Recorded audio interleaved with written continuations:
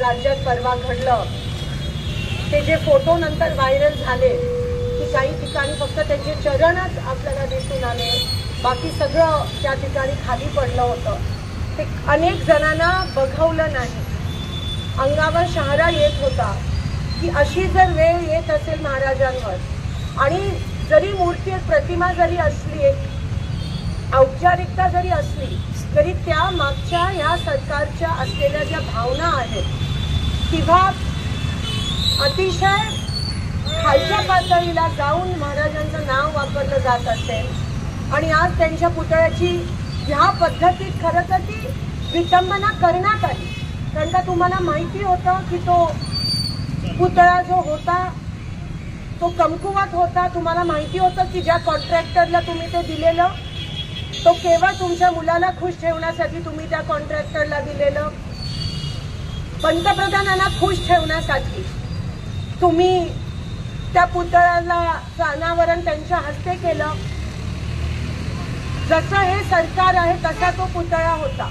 बाहेरून फक्त शोषा, पण आतमधून अतिशय पोकळ असं हे सरकार आहे. पण महाराजांच्याच पुतळ्याला का?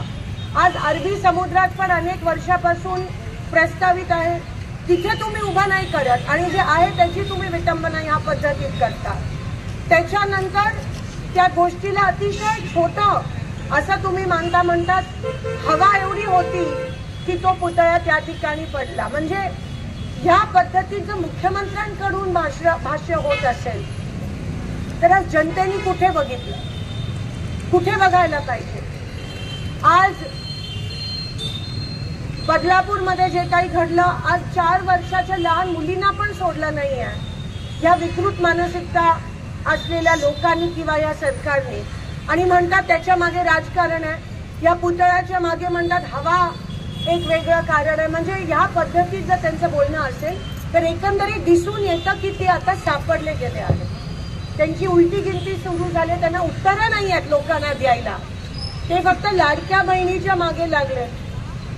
नक्कीच आधी ते आतमधून पैसे देत होते अनऑफिशियली, आता ऑफिशियली पैसे देत आहेत, आणि म्हणून ते अजून 1 महिना मागतायत.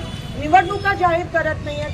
आज महापालिकेच्या निवडणुका नाही आहेत, राज्याच्या निवडणुका पुढे ढकलल्यात, कारण का अजून पैसे वाटप त्यांना करायचे. पण लोक हुशार झाले आहेत, आमच्या बहिणी खूप हुशार आहेत, घेतील त्यांच्याकडून. पण जी महिला या महाराष्ट्रात सुरक्षित नाही आहे, जे महाराज या महाराष्ट्रात सुरक्षित नाही आहेत, ते या लोकांना कधीच मदत करणार नाहीत. या सरकारवरचा सामान्य लोकांचा विश्वास आता उडालेला आहे. तुम्ही कितीही प्रयत्न करा, कितीही योजना आणा, आता महाराष्ट्राची लोक बळी पडणार नाही आहेत. त्या गोष्टीचा आम्ही